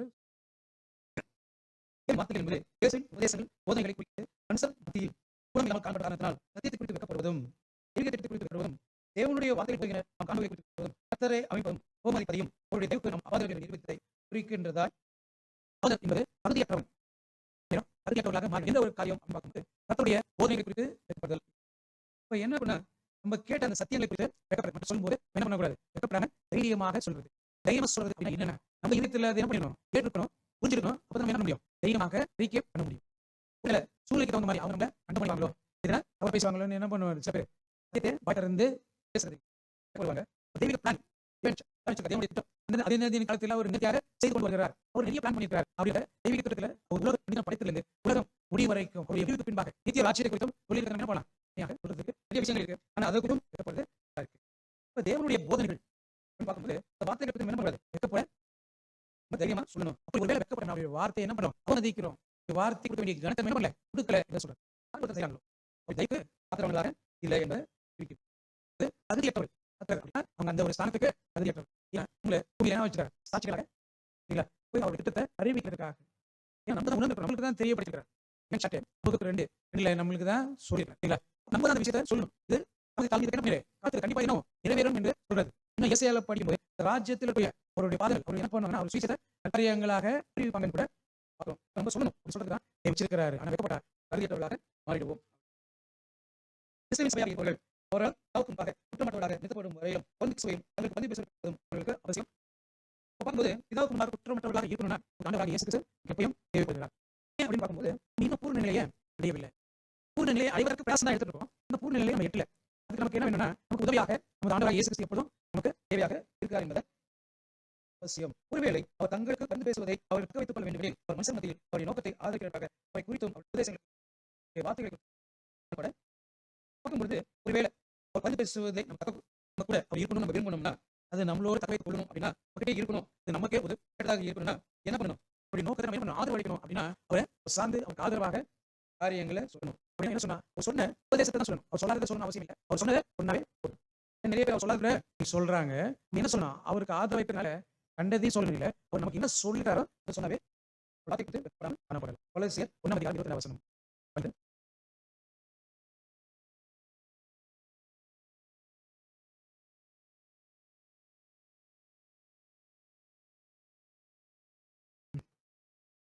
நீங்க கேட்ட சுவிசேஷத்தினால் இருக்கக்கூடிய நம்பிக்கை நம்ம என்ன பண்ணக்கூடாது? கூடாது என்பதை குறிப்பிட்டதாக இருக்குது. அதனால கிறிஸ்துவினுடைய ஆதரவு கூட இருக்கணும் அப்படின்னா என்ன வார்த்தையில பேசினா ஆகணும். அடுத்தாக பார்க்கும்போது தம்முடைய சீசர்கள் செய்ய வேண்டிய ஓர் அர்ப்பணிப்பை செய்திடாத மற்ற தேசத்தார் பற்றி கர்த்தர் குறிப்பிடுவதை வைத்து நமது கர்த்தர் இவ்வார்த்தைகளை விசேஷமாக சீசர்களுக்கு கூறினார் என்பது தெரிகிறது. தம்முடைய சீசருடைய செய்ய வேண்டிய அர்ப்பணிப்பு மற்ற தேசத்தார் இருக்காங்க, மற்ற ஜனங்கள் இருக்கிறாங்க. குறிப்பிடுவதை வைத்து கர்த்தர் இந்த வார்த்தைகளை என்ன சொல்றாருன்னா பாவங்கள சந்ததியாக ஒருவேளை உங்க கூட என்ன பண்ணலாம் இமைப்பொழுதுல இவர்களை அங்கீகரிப்பதில் கர்த்தர் வெட்கமடைய மாட்டார். இவர்களை கர்த்தர் தம்முடைய பிதாவுக்கும் பரிசுத்த தூதர்களுக்கு முன்பாக என்ன பண்ணுவாங்க? கர்த்தருக்கு முன்பாக நம்மளை கொண்டு போய் நிறுத்துவார். உங்களை குறித்து அவர் என்ன பண்ண மாட்டாரு. ஏன் அப்படி சொல்றாருன்னா நம்ம கிறிஸ்துவனுடைய வார்த்தைகளை கேட்டு தேவ சித்தத்தை நம்ம என்ன பண்ணியிருக்கோம், இந்த பூமியில நிறைவேற்றிருக்கிறோம் என்பதை இவங்க செஞ்சிருக்கிறாங்கன்னு அவர் முன்னாடி சொல்லி வெட்கமடையாமல் அவருடைய சித்தத்தை நிறைவேற்றி வந்திருக்கிறாங்க அப்படின்றத முன்னாடி சொல்லுவார். இப்போ இந்த ஒரு காரியம் பரிசுத்த முன்பாக நம்மளை கொண்டு போய் நிறுத்துறதுக்கு ஒரு தகுதியானதாக இருக்கும் என்ற உணர்ந்துக்குள்ள சொல்லிதான் மாபெரும் கேள்வி. 18 நூற்றாண்டுக்கு முன்னாவே கேட்கப்பட்ட இந்த மாபெரும் கேள்வியானது இன்னும் மாபெரும் கேள்வியாகவே எப்படிப்பட்ட கேள்வி? இன்னும் மாபெரும் கேள்வி. 18 நூற்றாண்டுகளுக்கு முன்பாக கேட்கப்பட்ட கேள்வி. ஏன் 18 நூற்றாண்டுகளுக்கு முன்பாக சொல்லும்போது இயேசுனுடைய வருகைக்கு முன்பாக கேட்கப்பட்ட ஒரு கேள்வி. அந்த கேள்வி என்ன அப்படின்னு பார்க்கும்போது யார் இந்த இயேசு? என்ன கேள்வி அப்படின்னு பார்க்கும்போது யார் இந்த இயேசு என்று சிலர் கூறுவதென்று அவர் ஒரு நல்ல மனுஷனாகவும் மிகவும் திறமைக்க போராகவும் ஆத்திரம் இருந்திருப்பார். கிறிஸ்து இந்த இயேசுவை எப்படி புரிஞ்சிருக்காங்கன்னா சிலர்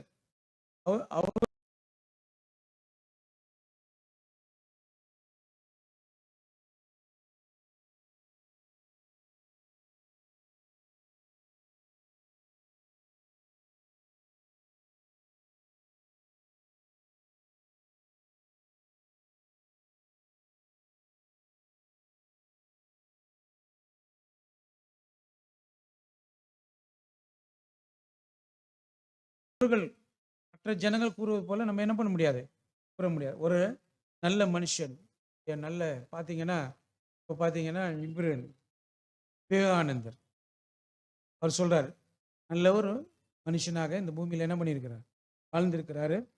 அவர் இருந்த காலத்தில் அவருடைய போதனைகள் கேட்டு சீடனாக இருந்திருப்பேன் அப்படின்றத கூட அவர் சொல்றார்.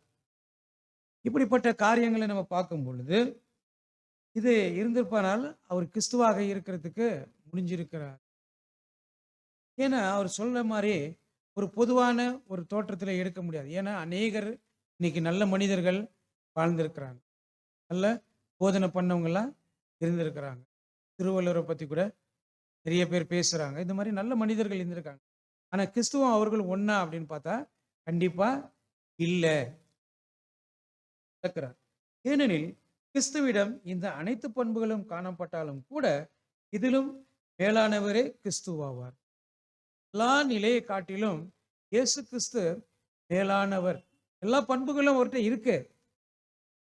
நீங்க பார்த்தீங்கன்னா, நல்ல மனுஷனாக இருந்திருக்கிறார், நல்ல போதகரா இருக்கார். இந்த பண்பெல்லாம் அவர்ட்ட இருக்கு. ஆனா, அத வச்சுட்டு ஒரு அளவிட முடியுமா? அப்படின்னு.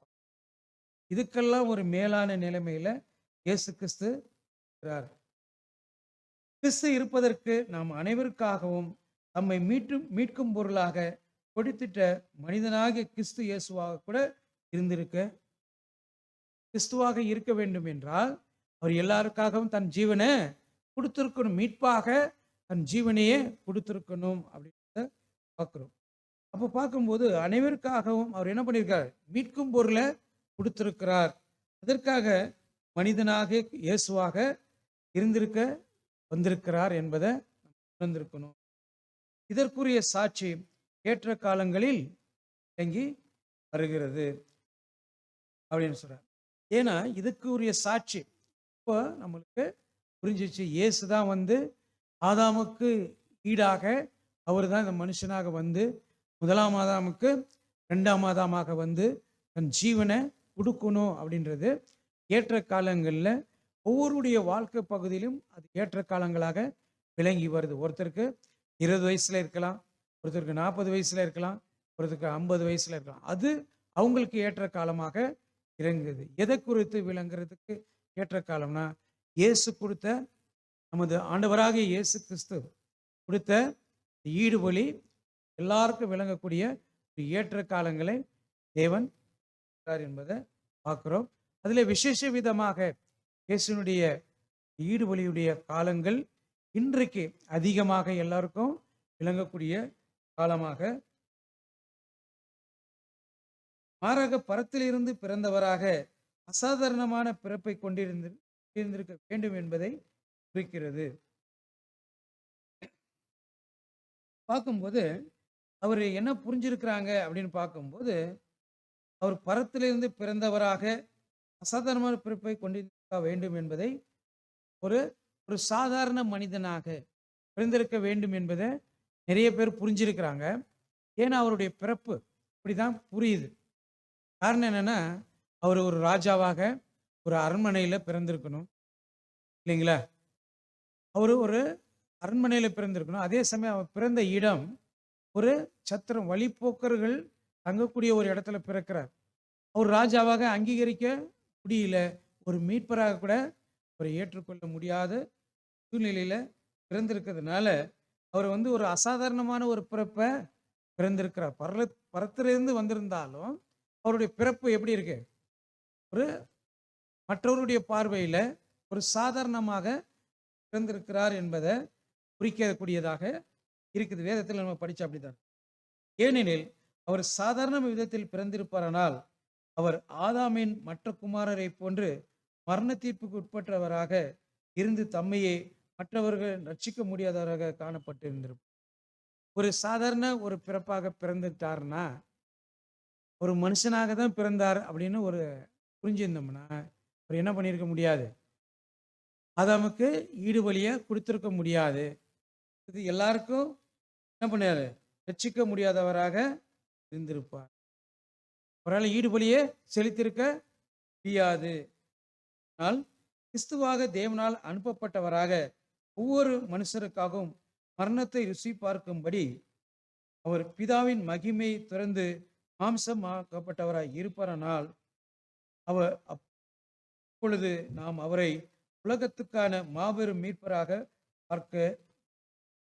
பார்க்கும்போது பிதாவினுடைய அவருடைய நேசகுமாரன், அவர்கிட்ட செல்ல பிள்ளையா இருந்தவர், அவர் சிருஷ்டிகளிலேயே அவர் எப்படிப்பட்டவர்?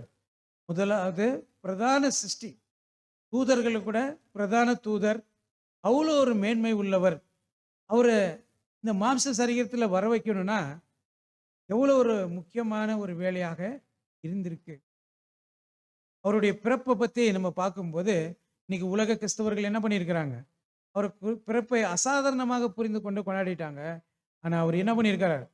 அந்த மகிமையை விட்டு கீழே அவர் வந்து பிதாவின் சித்தத்தை செய்வதற்கு அவர் அவ்வளோ பெரிய உன்னத ஸ்தானத்திலிருந்து சின்ன கருவாக தேவன் என்னை ஆக்கணும்னு தேவன்கிட்ட கேட்கிறார். எனக்கு ஒரு சரீரமாக கொடுங்க, உங்க விருப்பத்தை உங்க சித்தத்தை நிறைவேற்றுவதற்கு அப்படின்னு கேட்கும்போது அந்த ஸ்தானத்தை விட்டு கீழே வருது என்பது ஒரு அசாதாரணமான ஒரு வேலை இல்லை. அவர் அப்படி வந்து இந்த ஒரு வேலையை செஞ்சிருக்கிறார். அதனால தான் சொல்றாரு, பிதாவின் மகிமையை துறந்து. அவருடைய மகிமை எப்படி இருந்துச்சு? பிதாவுக்கு ஏற்ற மகிமையாக இருந்தது. ஏன்னா பிதாவுக்கு அடுத்த ஸ்தானத்தில் இருந்தார்.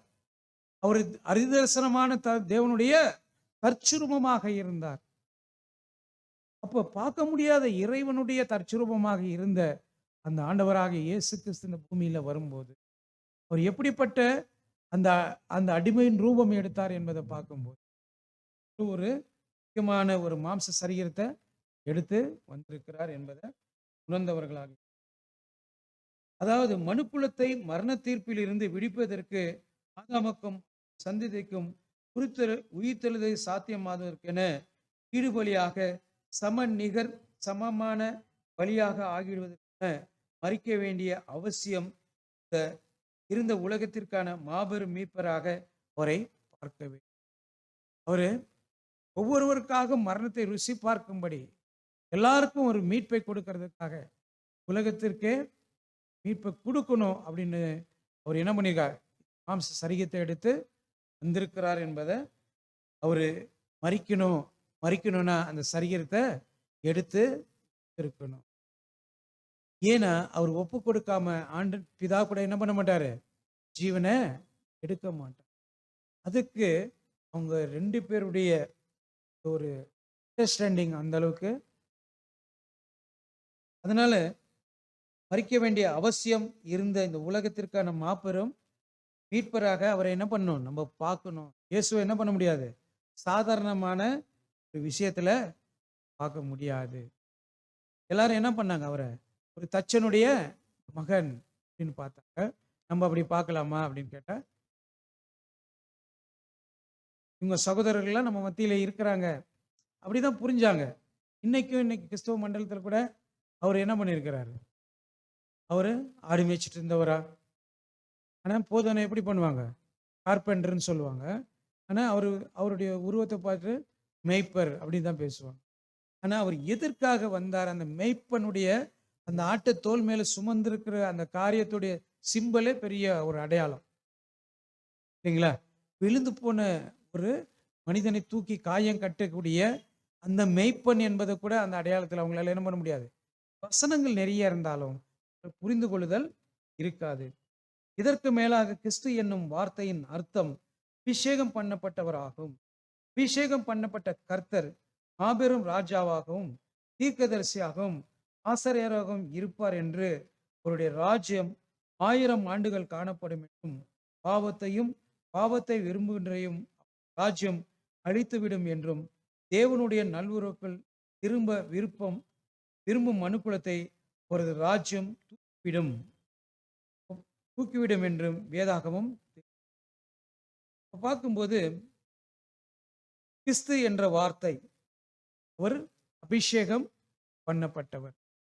அப்போ அந்த அபிஷேகம் பண்ணப்பட்ட ஆண்டவராகிய இயேசு கிறிஸ்து பூமியில அவர் ஊழியம் செய்யும் போது தூங்கும்போதே அவர் என்ன பண்ணியிருக்காங்க?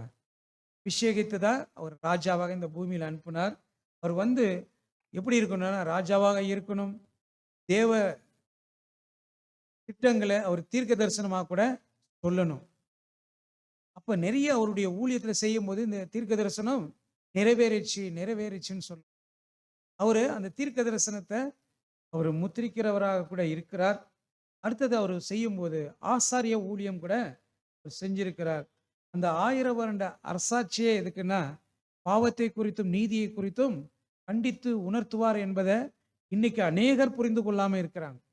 அவர் வந்துட்டு ரூலர் ஆயிட்டாருன்னா எல்லாமே ஒரே டைம்ல நிறைவடைஞ்சிருக்கணும். ஆனா அதுக்குரிய ராஜ்யத்துக்குரிய வேலையை செய்யணும். ஏன்னா ஜனங்களுடைய பாவத்தை உணர்த்தி பாவத்தினுடைய பலி நான் செலுத்தியிருக்கிறேன் அப்படின்றத ஆசாரியன் தான் பாவத்தை மன்னிக்கிற அதிகாரத்தை பெற்றிருக்கிறார் என்பதை நிழலையும் சரி நிஜத்திலையும் என்ன பண்ணியிருக்கிறார் காமிக்கிற வேலையை இன்னைக்கு செஞ்சிட்டு இருக்கிறார் என்பதை புரிஞ்சிருக்கணும். இது முழு ப்ராசஸும் எப்பக்குள்ள முடிக்கணும்னா இந்த 1000 வருடத்துல சபையினுடையது மற்றும் எல்லா திட்டங்களும் அவர் மூலமாக உலக ஜனங்கள் வரைக்கும் சபை முதலாவது, உலக ஜனங்கள் வரைக்கும் பாவத்தை எடுத்து போடக்கூடிய அந்த ராஜ்யத்தை செஞ்சு முடிக்கணும் அப்படின்ட்டு தேவனுடைய திட்டம் வேதம் கூட என்ன பண்ணுது, நமக்கு சொல்லி கொடுக்கறதாக பார்க்குது. பார்க்கும்போது ஏசாயா 26:9-10 கூட தேவனுடைய நியாய தீர்ப்பு இந்த பூமியில் நடக்கும்போது பூச்சக்கரத்தின் குடிகள் நீதியை கற்றுக்கொள்வார்கள், துன்மார்க்கரோ அழிந்து போவார்கள் என்பதை இங்க சொல்றத கூட பார்க்கிறோம். வேத வாக்கியங்களின்படி இந்த இயேசு மெசியாவார். அவருடைய தற்கால வேலை என்பது அவருடைய மகிமையான ராஜ்யத்தில் ஒருவரு கூட உடன் சுதந்திரராக இருக்கத்தக்க மனவாட்டி வகுப்பாரை சேர்த்து கொள்வதாக. இப்போ முதல் பகுதியில் அவருடைய பிரதான வேலை என்னன்னா, அந்த மெசியா இயேசு கிறிஸ்து வந்து அவர் என்ன ஆகணும்னா, முதல்ல அவரோடு கூட அவர் அங்கங்கள் ஆகக்கூடிய மனவாட்டியான திருச்சபையை தான் அவர் என்ன பண்ணியிருக்கிறார், அவர் சேர்த்துக்கொள். ஏன்னா அவங்களும் அவரை போலவே அவர் அடிச்சுவட்டை பின்பற்றிருக்காங்க, அவரை போலவே அபிஷேகம் பண்ணப்பட்டிருக்கிறாங்க. அவருடைய அந்த ஊழியத்தில் அவங்களுக்கு என்ன இருக்கு, ஒரு பங்கு இருக்கு. ராம்சத்தில் பங்கு இல்லை, ராம்சம் ஒர்க்கில் பங்கு இருக்கு அப்படின்றத அவர் சேர்ந்து அந்த மனவாட்டி வகுப்பார் என்ன பண்ணுவார், சேர்த்துக்கொள்வார். அப்படின்னா அடுத்த ஒரு ஆசீர்வாதம் போகணும்னா இவங்க அவங்களோட சேரணும் என்பதை செய்கிறார். அவரோட உடன் சுதந்திரராக இருக்கத்தக்க மனவாட்டி வகுப்பாரை சேர்த்துக்கொள்வார். இந்த ராஜ்யமானது தெரிந்து கொள்ளப்பட்ட சபை முதலாம் உயிர்த்தலில் மகிமையான மாற்றத்தை நிறைவடைந்த பிற்பாடு உடனடியாக ஸ்தாபிக்கப்படும். சபை கம்ப்ளீட்டாக அடைஞ்சிருச்சுன்னா உடனே யாருக்கு கிடைக்கணும், உலகத்துக்கு மற்ற எல்லாருக்கும் ஆசீர்வாதங்கள் கடந்து போகிறதாக இருக்குது. மெசியாவை குறித்தும் நீங்கள் என்ன எண்ணுகிறீர்கள், அவருடைய மகிமையிலும் ராஜ்யத்திலும் அவருடன் காணப்பட்டதற்காக அவருடைய அழைப்பை குறித்து என்ன எண்ணுகிறீர்கள்? அப்ப அவருடைய ராஜ்யத்தில் நீங்க காணப்படணும்னா அவருடைய அழைப்பை குறித்து நீங்க என்ன புரிஞ்சு வச்சுக்கிறீங்க அப்படின்னு கேட்கும்போது, சுயத்தை வெறுத்தல், சுயத்தை பலி செலுத்துதல் எனும் விலையை குறித்து நீங்கள் என்ன எண்ணுகிறீர்கள் அப்படின்னு கேட்க. இப்ப சுயத்தை வெறுத்தல், சுயத்தை பலி செய்தல் என்னும் விலையை குறித்து என்ன நினைக்கிறீங்க அப்படின்னு நிறைய பேர் என்ன பண்ணியிருக்காங்கன்னா, இந்த உலகத்துல சுயத்தை வெறுக்கிறது அப்படின்னா, இன்னைக்கு தாடி கிருத்திகை வரும்போதெல்லாம் பார்த்தீங்கன்னா ரொம்ப சிலுவை டைப்லேயே இருப்பாங்க. இந்த உக்கெல்லாம் போட்டுக்கிட்டு சரீரத்தை ரொம்ப துன்பப்படுத்திக்குவாங்க, ரொம்ப கஷ்டப்படுத்திக்குவாங்க, எல்லாம் பண்ணுவாங்க. தியாகம் செய்கிறோம் தேவனுக்காக. நிறைய பேர் தியானம் அவங்க இருக்கிறதுல எல்லா பேர் ஃப்ரீயாக கொடுத்துட்டு தியாகம் செய்வாங்க. இதா இல்லை, நான் என்ற ஒரு சுயம் இருக்கு, அதுக்குள்ள தனக்கு என்று அது எதிர்பார்க்கக்கூடிய நிறைய விஷயங்கள் அடங்கும் சுயத்துக்குள்ள. அதுதான் சொல்றாரு, அதை வெறுக்கணும். அதுதான் நீங்க என்ன பண்ணணும், முதல்ல விடணும். அப்போதான் நீங்க பலியை செலுத்த முடியும். இதை செய்யாம பலி செலுத்தலானா கண்டிப்பா முடியவே முடியாது என்பதை. விலை குறித்து நீங்கள் என்ன நினைக்கிறீர்கள், மாபெரும் பலனை குறித்து நினைக்கிறீர்கள்.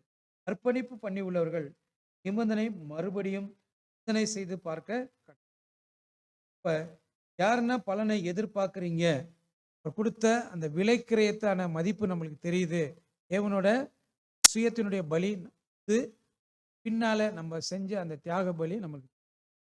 ஒரு நிமிஷம் நீங்க என்ன பண்ணுங்க, எண்ணி பாருங்கள். அர்ப்பணிப்பை பண்ணியுள்ளவர்கள் நிபந்தனையை மறுபடியும் சிந்தித்து பார்க்க கடவுள். அர்ப்பணிப்பு இன்னமும் பண்ணாதவர்கள், தீர்மானம் எடுத்துக்கொள்ளாதவர்கள் முன்னதாக ஒரு வேளை தங்கள் சீசர்களால் தங்களுடைய பாதையில் நேர்மையுடனும் உண்மையுடனும் காணப்படுவதற்கு புத்திமதியாய் செய்வது என இயேசு சொன்னது போன்று உட்கார்ந்து செல்லும் செலவை இதெல்லாம் பாஸ் ஓவர் டைம்ல செய்யக்கூடிய வேலையாக இருக்குது. அதே மாதிரி ஒருவேளை முழுமையாக அர்ப்பணிப்பு செய்யாம, புரிந்து கொள்ளுதல் இல்லாம ஏதோ ஒரு அர்ப்பணிப்பு செய்தவர்கள் கூட மத்தியில காணப்படலாம். ஏதோ ஒரு புதுசா இருக்கு சத்தியம் அப்படின்னு இந்த முழுமையான சுயத்தை பலி செய்தல் அவங்களுக்கு தெரியாம கூட இருக்கலாம். இப்படிப்பட்டவர்கள் என்ன பண்ணணும்னா, இந்த பலி செலுத்துதலை முழுமையாக உணர்ந்து செல்லும் செலவை என்ன பண்ணணும், கணக்கு பார்க்கணும். நிர்வாகம் உண்டோ இல்லையோ என்று கொஞ்சம் கவனிங்க அப்படின்றத சொல்றார். இது ரெண்டையுமே நீங்க செய்யுங்க. முதல்ல செஞ்சவங்க, அர்ப்பணிப்பு செஞ்சவங்க, அவங்க முதலாவது நீங்க என்ன பண்ணுங்க, யோசனை பண்ணுங்க. ஒரு வேலை செய்யாதவங்க, செய்ய போறவங்க எல்லாருமே ஒரு வேலை சிந்திச்சு பாருங்க.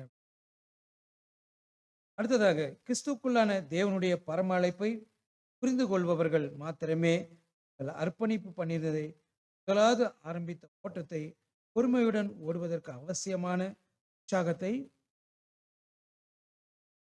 இப்ப தேவனுடைய அழைப்பு என்ன? நான் எங்க போயிட்டு இருக்கிறேன்?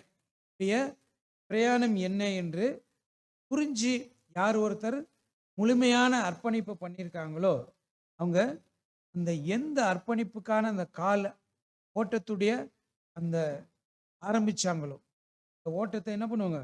பொறுமையோடு ஓடுவதற்கு அவசியமான அந்த ஜீல் அவங்கள்ட்ட குறையாம காணப்பட்டுட்டே இருக்கும்.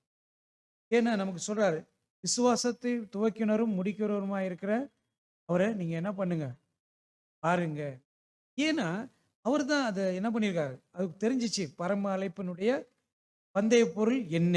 அப்படின்னு தெரிஞ்சு ஓடுனாரு. அதுக்கப்புறம் அத கவனிச்சு பார்த்த ஒருத்தர், அப்போஸ்தலன் பவுல் இந்த ஓட்டத்த ஓடுறாரு. நமக்கும் அதுதான் சொல்றாரு. நீங்க இந்த ஓட்டத்த ஓடும்போது, நீங்க கூட கவனிச்சு பார்த்து ஓட்டத்த ஓடுங்க. நீங்க உங்க அழைப்ப ஆரம்பித்த அந்த ஓட்டத்த பொறுமையோடு ஓடுங்க அப்படின்னு சொல்றாரு. அந்த ஒரு ஜீல் என்ன பண்ணியிருக்குன்னா, குறைய விட்டுறாதீங்க. உற்சாகம் மேலும் ஓட்டத்தை உண்மையாய் ஓடுகிறவர்கள் மாத்திரமே பரிசை உண்மையாக ஓட்டத்தை ஓடி முடிக்கிறவர்களுக்கு தான் என்ன கிடைக்கும்? பரிசு. மேலும் மாபெரும் பரிந்து பேசுவோரின் உதவியால் மாத்திரமே ஒருவரால் அவர் ஏறப்பெற்ற ஜெயம் கொள்பவர் ஜெயம் கொள்பவருவதற்கு முற்றிலும் ஜெயம் கொள்வராகவும். இப்ப யார் ஒருத்தர் உண்மையா ஓடுறாங்களோ, இந்த பரிந்து பேசுவோரின் உதவியால மட்டும்தான் ஒருவரால அந்த விலையேற பெற்ற இரத்தத்தின் மூலமாக தான் ஜெயம் கொள்ள முடியும் என்பதை உணர்ந்திருக்கணும். இல்லைன்னா நாங்களே ஓடி ஜெயிக்க முடியுமானா கண்டிப்பா முடியாது. ஏன்னா அந்த இரத்தத்தினுடைய விலை நமக்கு தெரியும். ஏன்னா அபூர்ணர்கள் ஜெயம் கொள்ள முடியாது.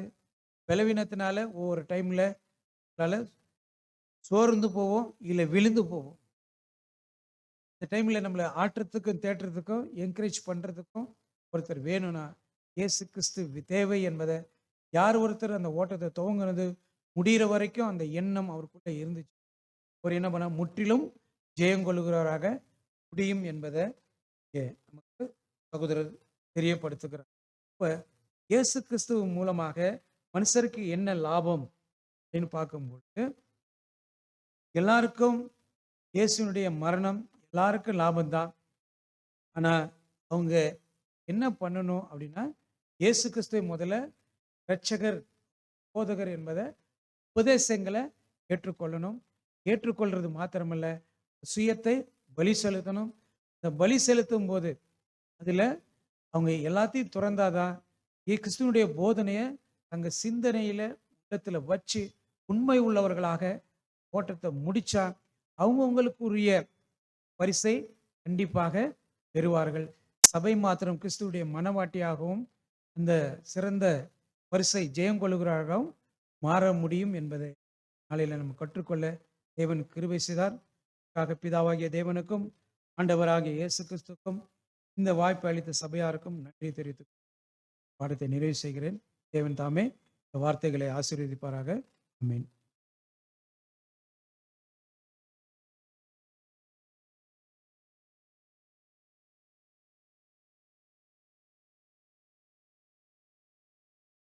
கிறிஸ்துவுக்குள் அன்பான சகோதர சகோதரிகளே, இந்த ஒரு நாளிலும் கூட சகோதரர் மூலமாக தேவனுக்கு அருமையான ஒரு பாடத்தை தேவன் கொடுத்திருக்கிறாங்க. அதற்கு நம்முடைய பிதாவாகிய தேவனுக்கு நம்முடைய அருமை இரட்சகர் இயேசு கிறிஸ்துவின் மூலமாக நன்றிகளையும் துதி சோதனையும் கொண்டு இந்த ஒரு பாடத்தை கூட நம்ம மத்தியிலே பகிர்ந்து கொண்ட பிரகாஷ் அவர்களுக்கு சபையின் சார்பாக நன்றிகளை தெரிவித்துக் கொள்கிறோம். விசேஷமாக இந்த ஒரு கூடுகைக்கு நிறைவு ஜெபத்தை நம்ம மத்தியில் இருக்கிற சகோதரர் ஆமோஸ் அவர்கள் வந்து ஜெபிக்குமாறு சபையின் சார்பாக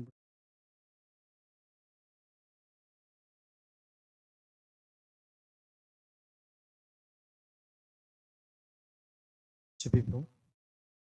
பரிசுத்தமும் அன்பும் இரக்கமும் கிருபையும் நிறைந்த எங்கள் ஒன்றான மெய் தகப்பனே, யாவே நாம் உம்முடைய யெகோவா தேவனே, சர்வ சிருஷ்டிக்கும் எஜமானரே, மனுஷரில் ஒருவரும் கண்டிராதவரும் காணக்கூடாதவருமான எங்கள் ஜோதிகளில் பிதாவே, அப்பா ஒருவருக்கே எல்லா துதியும் கனமும் மகிமையும் எங்கள் ஆண்டவரும் இரட்சகரும் மீட்பருமான கிறிஸ்தேசுவின் மூலமாய் ஏறெடுக்கிறோம் தகப்பனே.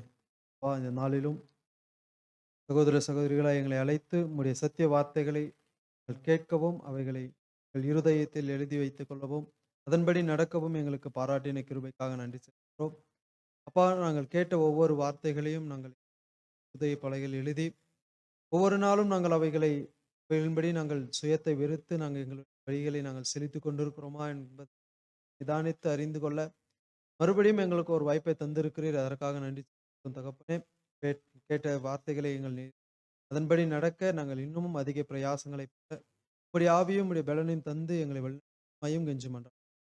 இந்த பாடத்தை பகிர்ந்து கொண்ட சகோதரமாய் உடைய கருத்தில் ஒப்புக் கொடுக்கிறோம். தேவன் தாமே அவரை மறைத்து இன்னும் அநேகர்களுக்கு பிரயோஜனம் உள்ள ஒரு பாத்திரமாய் நீர் பயன்படுத்த வேண்டுமாயும் கெஞ்சுமன்றார். இந்த ஒரு சிறு மனத்தாழ்மையான விண்ணப்பத்தை எங்கள் நாதரும் இரட்சகரும் மீட்பருமான கிறிஸ்து இயேசுவின் மூலமாய் ஏறெடுக்கும் ஜீவனுள்ள நல்ல பிதா.